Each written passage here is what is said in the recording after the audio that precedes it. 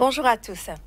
Selon certaines études, la consommation des ménages africains devrait atteindre 2000 milliards de dollars et demi en 2030 contre 1000 milliards en 2015. L'Afrique sera le plus grand marché de consommation de biens et de services d'ici 2030 donc, d'après une filiale de la Banque mondiale. Un défi de taille auquel doivent répondre les économies africaines en contournant les freins liés aussi bien à des facteurs internes qu'externes et qui peuvent se révéler sur le moyen et le long terme être une vraie aubaine pour ces économies dans la mesure où elles seront appelées à revoir leur stratégie dans plusieurs secteurs clés. Entre investissement et consommation, que choisir pour le développement de l'Afrique?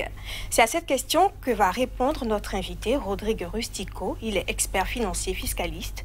Merci d'être avec nous. C'est un plaisir. Monsieur Rustico, alors qu'est-ce qui explique la forte demande en matière de biens de services sur le marché du continent malgré le climat économique qui est quand même un peu morose? Alors je vous remercie déjà pour la problématique purement économique. Vous savez, en la matière, il faut redéfinir un peu les concepts pour les téléspectateurs. Oui. Et quand on parle d'investissement, c'est la renonciation à une consommation immédiate pour une consommation future.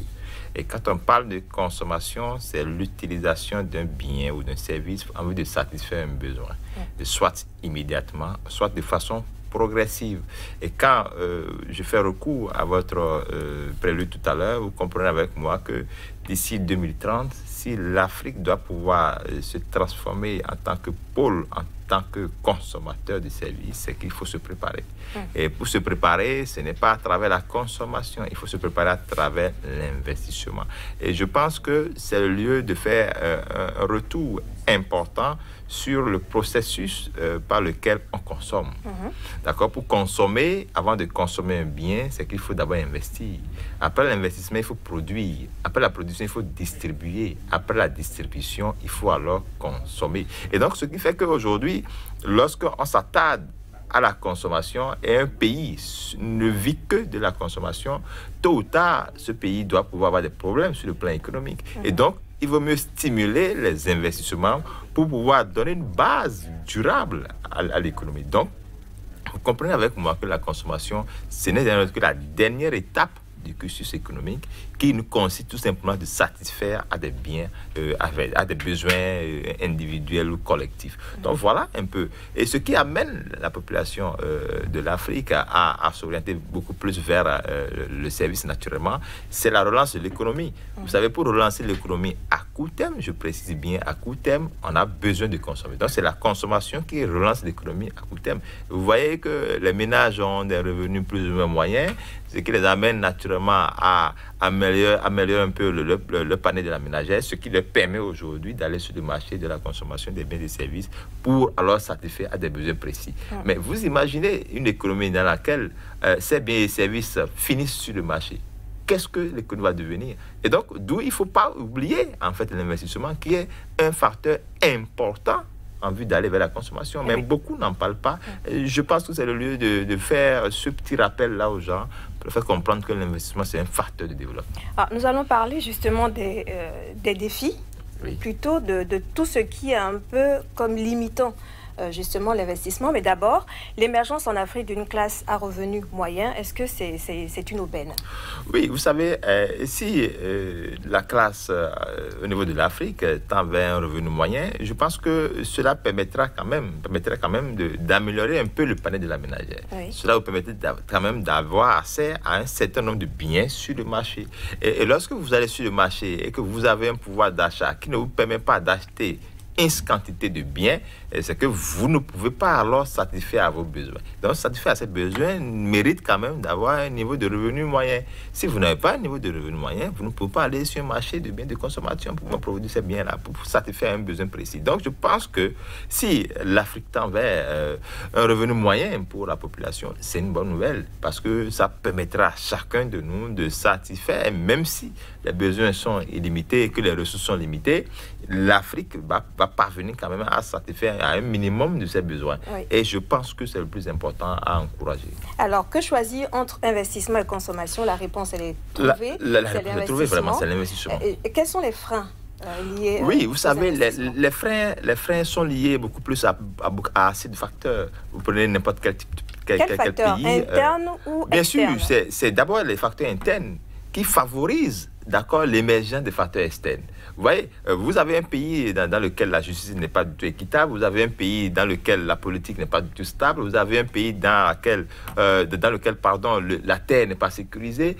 Ne demandez pas à un investisseur de venir vers vous. Vous avez un pays dans lequel, pour formaliser des actes administratifs, ça prend du temps. Ne demandez pas à un investisseur de venir. Ne demandez même pas du tout à un investisseur local d'investir parce qu'il a peur d'investir. Vous savez, il faut que les États africains parviennent à lever cette barrière-là pour que nous puissions développer des puissances nationales.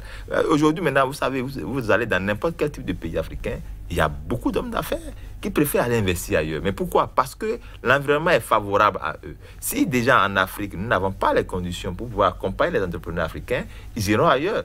Or, là, s'ils vont ailleurs, vous comprenez avec moi que ce sont les devises que nous avons ailleurs. Donc, il vaut mieux travailler pour mettre en place un climat d'affaires propice, d'accord? Travailler avec les hommes d'État, avec les opérateurs économiques, travailler de manière à ce qu'ils puissent vraiment produire en interne. Bon, si on ne le fait pas en réalité, c'est qu'on leur donne, on leur ouvre une boîte à Pandore, ils seront obligés d'aller là où ils seront à l'aise. Donc voilà un peu ce qu'il faut comprendre. Donc les facteurs sont politiques, bien sûr, politiques, administratifs, économiques, et c'est beaucoup plus de décisions qu'il faut prendre pour dire, bon, écoutez, nous voulons protéger les investisseurs locaux, par exemple, et donc mettre barrière pour les investisseurs étrangers. Parce que n'oublions pas, par le passé, nous avons l'habitude de parler des investissements directs étrangers, mais aujourd'hui, on doit pouvoir revoir ce concept-là, parce que les IDE aujourd'hui, en réalité, c'est des fuites de capitaux. Et ils viennent investir dans votre pays, mais ils rapatrient une bonne partie de la marge à l'extérieur. Et vous allez remarquer avec moi que quand ceux-là viennent dans votre pays, ils ne font que remplir le personnel de la majorité de leur nationalité. Et or, vous savez, vous ne pouvez pas installer votre usine dans mon pays et encore au niveau de la main-d'œuvre, exploiter encore vos main-d'œuvre. Donc, vous voyez ça, c'est peut-être une exigence, en fait, des chefs d'État, des gouvernements. Absolument. Il faut le faire, il faut mettre ça en place pour favoriser quand même tout simplement le transfert de compétences. Vous savez, je reconnais qu'en Afrique, nous sommes encore un peu en arrière par rapport à la technologie. Si ceux-là, ils ont la technologie, pourquoi ne pas accepter signer des contrats de transfert de la technologie, de transfert de l'expérience, de l'expertise au niveau de l'Afrique, pour que l'Afrique également parvienne naturellement à se dire, oui, je peux le faire. Vous prenez par exemple certains États africains qui préfèrent confier des structures d'État à des étrangers, par exemple, mais sachant qu'il doit avoir des compétences locales à exploiter. Mais je ne refuse pas qu'on fasse ces contrats de partenariat, mais qu'on s'assure du fait qu'on veut transférer tout simplement l'expertise à celui-là qui est local. Parce que ce qu'on va payer à un étranger, ce n'est pas du tout ce qu'on peut payer à un local. Et donc, il faut optimiser cela. Ce que je disais, en fait, pour me faire comprendre, c'est que ce doit être une exigence des gouvernements, des gouvernants, de demander en fait à ces entreprises étrangères d'employer un certain nombre. Bien sûr, ça doit être des conditions. Des conditions de base, d'accord, des conditions, d'accord, dans lesquelles les conditions pour pouvoir entrer sur mon territoire et investir, voilà les conditions que je vous les pose. Sinon, les États africains vont être considérés comme des États de transit. Tout le monde va passer par les États africains pour aller ailleurs. Et aujourd'hui, c'est ce que nous vivons là, naturellement. La plupart des pays africains sont des États de transit. Les États africains, très peu produisent quelque chose de bien à envoyer à l'extérieur, tout et tout. Et donc, nous dépendons beaucoup plus de ce transit-là. Mais un pays ne peut pas se développer à base des opérations en transit. Ce n'est pas possible parce que c'est une réorientation des ressources vers l'extérieur. Il faut travailler pour qu'on puisse concentrer tout simplement nos énergies économiques en interne. Donc, on ne voit pas ça encore en Afrique. Et je pense que les autorités doivent pouvoir travailler dans ce sens-là pour améliorer les choses de manière à ce que la production nationale soit beaucoup plus... Alors, Monsieur Rustico, dans quel secteur investir aujourd'hui? Alors, vous savez, en Afrique, nous sommes beaucoup en arrière. Nous sommes beaucoup en arrière. Aujourd'hui, nous sommes au XXIe siècle. Vous comprenez avec moi que déjà dans la technologie, nous sommes vraiment en arrière. Et aujourd'hui, même pour avoir accès à la connexion Internet de bonne qualité, c'est déjà un problème.